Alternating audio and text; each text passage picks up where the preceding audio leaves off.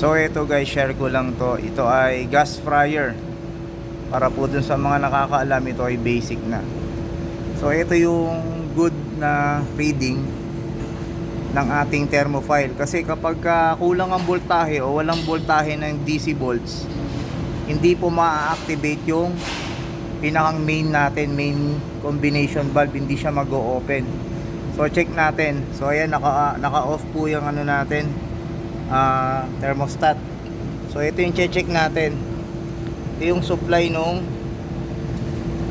binibigyan na supply ng thermophile. So meron siyang,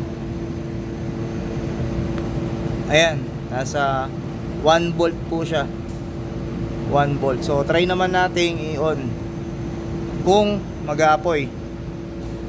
So open natin. Yun, may apoy na siya. Ayan yung apoy niya. So normally po, kapag nag-reading po ulit tayo, kanina 1 volt, so nakaset tayo ng 10 volts na DC.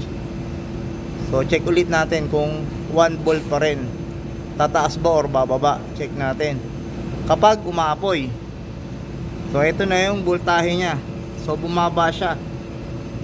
Kanina 1, ngayon 0.4 na lang or 0.3 na lang. So yun lang po guys.